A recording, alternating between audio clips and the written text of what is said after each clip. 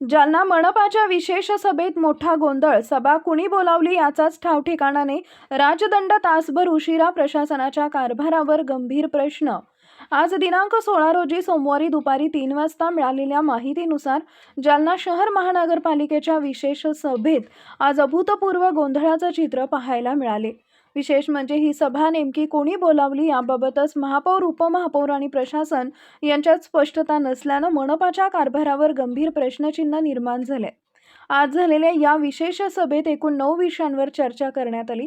पाणी टंचाईचा प्रश्न, शहरातील स्वच्छता व्यवस्था तसेच विविध नागरी समस्यांवरून सभागृहात जोरदार खडाजंगी झाल्याचं पाहायला मिळाले. सत्ताधारी आणि प्रशासन यांच्यात अनेक विषयांवर आमनेसामनेची स्थिती निर्माण झाली. मात्र या सभेतील सर्वात धक्कादायक बाब म्हणजे ही विशेष सभा नेमकी कुणी बोलावली याबाबतच स्पष्ट उत्तर कुणाकडेही नव्हतं. याबाबत महापौर आणि उपमहापौरांना विचारले असता त्यांनीही ही सभा कुणी बोलावली याची आम्हाला माहिती नाही अशी प्रतिक्रिया दिली आहे. शहराच्या सर्वोच्च स्थानिक स्वराज्य संस्थेत अशी परिस्थिती निर्माण होणं ही अत्यंत गंभीर बाब मानली जात असून यामुळे मनपाच्या प्रशासनिक कार्यपद्धतीवर मोठे प्रश्नचिन्ह उपस्थित झाले. दरम्यान सभेच्या कामकाजाच्या सुरुवातीलाच आणखी एक मोठी निष्काळजीपणाची घटना घडली. सभागृहातील राजदंड महापौरांच्या हाती तब्बल 1 तास उशिरा देण्यात आला. राजदंडाशिवाय सभेचा औपचारिक कामकाज सुरू होऊ शकत नसतानाही तो वेळेवर उपलब्ध न झाल्यानं सभागृहात संभ्रमाचं वातावरण निर्माण झाले. या प्रकारामुळे हा गंभीर निष्काळजीपणा नेमका कोणाचा? संबंधितांवर कारवाई होणार का? असा सवाल उपस्थित होतोय. विशेषतः महापालिकेसारख्या महत्त्वाच्या संस्थेत प्रोटोकॉल आणि प्रशासनिक शिस्त पाळली जात नसल्याची टीका आता उघडपणे होऊ लागली आहे. सभेदरम्यान पाणीपुरवठा आणि शहरातील स्वच्छतेच्या प्रश्नावर नगरसेवकांनी प्रशासनाला जोरदार धारेवर धरले. शहरातील अनेक भागात नागरिकांना पाणी टंचाई आणि कचऱ्याच्या समस्येला सामोरं जावं लागत असल्याचे मुद्दे मांडण्यात आले. यामुळे सभागृहात काही वेळ वातावरण तापलेलंही दिसून आले. दरम्यान या संपूर्ण गोंधळावर महापालिका प्रशासनानं अद्याप कोणतीही अधिकृत प्रतिक्रिया दिलेली नाहीये. त्यामुळे विशेष सभा कुणी बोलावली, राजदंड उशिरा का आला आणि या गोंधळाला जबाबदार नेमकं कोण याबाबत आता राजकीय वर्तुळात जोरदार चर्चा रंगली आहे. जालना महानगरपालिकेच्या इतिहासात अशा प्रकारचा गोंधळ क्वचितच पाहायला मिळाला असून सभेच्या वैधतेपासून ते प्रशासनाच्या निष्काळजीपणापर्यंत अनेक प्रश्न आता उभे राहिले. त्यामुळे या संपूर्ण प्रकरणाची चौकशी होणार का आणि जबाबदारांवर कारवाई होणार का याकडे शहरवासियांचं लक्ष लागलं आहे. आज जालना महानगरपालिकेतील विशेष सभा होती. या सभेमध्ये 9 विषय घेण्यात आलेले आहेत आणि या 9 विषयावर 2 विषयावर पुढील सभेत चर्चा होईल. बाकी सर्व विषयावर चर्चा झालेली आहे. सन्माननीय उपमहापौर साहेब, मी स्वतः व कलेक्टर आयुक्त मॅडम व सर्व सन्माननीय अधिकारी व सर्व नगरसेवक व मित्र पक्षातील नगरसेवक यांच्यासोबत आज आमची ही पहिली सभा पार पडली. तर शेवटपर्यंत सभागृहाला मिळालं नाही. सभा आयुक्तांनी कॉल केली होती, महापौर म्हणून आपण कॉल केली होती का नगर जे आहेत आपण कॉल? ही सभा अचानकच ठरवण्यात आलेली होती आणि ही मला पण सुद्धा माहित नव्हती. उपमहापौर साहेबांना पण माहित नव्हती. दुसरा विषय असा आहे की तुमच्याकडे राजदंड यायला जवळपास 1 तास उशीर झाला. हो. आणि नियमानुसार जेव्हा राजदंड येतो तिथून पुढे ते काम अधिकृत मानलं जातं, असं नियम आहे. तुम्ही त्या संबंधित कर्मचाऱ्यावर काही नोटीस काढणार, त्यांच्यावर काही कारवाई करणार आणि पहिल्या 1 तासाचं काय होणार त्या कामकाजाचं? तो कामकाज नियमित केलं जाणार. नियमित केलं जाणं, ग्राह्य धरलं जाणार, कसं करावं? नाही, पुढील याच्यात ते ग्राह्य धरू, कारण की नियमात जे असेल तेच काम होईल. नियमाबाहेर काम होणार नाही. ज्यांच्याकडे ती जबाबदारी आहे तुमच्यापर्यंत तो राजदंड पोहोचवणं, त्याच्यावर काही कारवाई होणार आहे का? त्यावर काही नोटीस वगैरे तुम्ही देणार आहात? हो, नक्कीच देणार. या सभेमध्ये खडाजंगी झाली शहरातली स्वच्छता या विषयावरती आणि सगळ्याच नगरसेवकांना महानगरपालिकेच्या कर्मचाऱ्यावर किंवा एकंदरीत प्रशासनावर जे आहे ते नाराजी व्यक्त केलेली आहे. काय सांगाल, काय काय मुद्दे या सभेमध्ये होते आणि काय चर्चा झाली? आजची विशेष सभा जी आहे ती माननीय महापौर वंदनाताई मगरे यांच्या अध्यक्षतेखाली या ठिकाणी झालेली आहे. 9 विषय या ठिकाणी घेण्यात आले होते. खेळीमेळीच्या वातावरणामध्ये ही सभा या ठिकाणी पार पडलेली आहे. तसं जर पाहायला गेलं तर मागे 4 वर्षापासून कुठलीही कौन्सिल नव्हती आणि या ठिकाणी प्रशासन असल्या कारणाने आज ही नव्याने या ठिकाणी सुरुवात झालेली आहे. प्रश्न जनतेचे भरपूर आहे. मग पाण्याचा प्रश्न असेल, स्वच्छतेचा असेल, दिवाबत्तीचा असेल, असे अनेक प्रश्न आहेत. आणि या प्रश्नामधून माननीय महापौर असतील, मी उपमहापौर म्हणून असेल किंवा आमचे काही नगरसेवक असेल, तर यांना सगळ्यांना कसं आहे की त्यांच्या प्रभागात जवळजवळ 15 ते 20,000 लोकांनी प्रतिनिधित्व दिलेलं आहे. आणि त्याच्यामुळं सतत त्यांचे जे कार्य असते, काम असेल, तर हे करण्यासाठी प्रशासन आणि लोकप्रतिनिधी यांची सांगड असणं खूप आवश्यक असते. आणि त्या माध्यमातून आम्ही या ठिकाणी जो एक विषय होता प्रशासनाचा, तर तो प्रशासकीय कामकाजात सुसूत्रता आणण्याबाबतचा, तर या विषयावर खूप चर्चा झाली.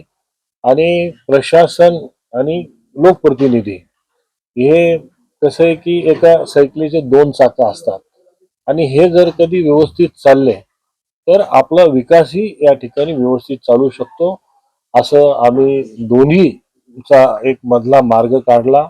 आणि या ठिकाणी यापुढे सुशासन आणि व्यवस्थित प्रशासन होईल असं मी या ठिकाणी सांगू इच्छितो. स्वच्छता कर्मचारी जे आहे त्यांच्यावरती जास्त रोष या सभेमध्ये पाहायला मिळाला. अनेक स्वच्छता कर्मचारी काम करत नाही अशा प्रकारचा सभासदांचं म्हणणं होतं तुमच्या सदस्य. मुळामध्ये स्वच्छता कर्मचाऱ्याची संख्या खूप कमी आहे. आपल्या माहितीसाठी मी सांगतो. आणि खाजगी कंत्राटदार पद्धतीवर जे स्वच्छता कर्मचारी लावलेले आहे त्यांची सुद्धा संख्या कमी आहे. आणि खूप कमी हजेरी त्या ठिकाणी होती. माननीय महापौर आणि मी स्वतः सकाळच्या फेरीमध्ये त्यांची चौकशी केली. आम्ही घंटागाड्यांची या ठिकाणी चौकशी केली, तर आम्हाला बऱ्याचशा काही गोष्टी आढळून या ठिकाणी आलेल्या आहे. तर आम्ही त्यांना या सूचना सुद्धा दिलेल्या आहे की तुम्ही ह्या सगळ्या गोष्टी सुसज्ज आणि सुव्यवस्थित पद्धतीनं या ठिकाणी केल्या पाहिजे, जेणेकरून आमच्या जालना शहरवासियांना या सर्व सुविधा या ठिकाणी मिळाल्या पाहिजे. सभेमध्ये सत्ताधाऱ्यांसह विरोधकांचे माईक बंद पडत होते, त्याच्यावर पण थोडा हे झालं. नाही, ऍक्च्युली काय झालं की ही जी माईक सिस्टीम होती ती मला वाटतं की बरोबर नव्हती. आणि सर्व सन्माननीय ज्येष्ठ सदस्य त्याच्यामध्ये भास्कर दानवे आबा असतील किंवा विरोधी पक्षाचे जे नेते असतील, अक्षय गोरंट्याल असतील, दुर्गेश कटोडीवाले असेल, दर्शनाजी खोतकर असेल, तर यांनी सगळ्यांनी त्या माईक बद्दल प्रश्न या ठिकाणी उपस्थित केलेला आहे. आणि पुढच्या वेळेस आम्ही या ठिकाणी प्रशासनाला माननीय महापौर यांच्या वतीनं सांगू इच्छितो की जी सुसज्जता या ठिकाणी प्रत्येक गोष्टीमध्ये आली पाहिजे, तर ही माईक सिस्टीम मध्ये बी आली पाहिजे. या ठिकाणी पत्रकारांची गॅलरी सुद्धा एक वेगळी असली पाहिजे, प्रेक्षक गॅलरी सुद्धा वेगळी असली पाहिजे. या सूचना सुद्धा या ठिकाणी देण्यात आलेल्या आहेत. या पहिल्या सभेमध्ये सर्वाधिक चर्चा झाली ती स्वच्छतेवर, पण महापालिकेच्या आवारातली स्वच्छतेचा प्रश्न तसाच आहे. घंटागाड्यांमध्ये कचरा असताना घंटागाड्या बंद अवस्थेत कचऱ्यासह पडून आहेत. शिवाय आजूबाजूला जो मध्यंतरीची सुटत नगरसेवक निवड झाली त्यानंतरचा गुलाल सुद्धा आजही महापालिकेच्या दारात पडून आहे.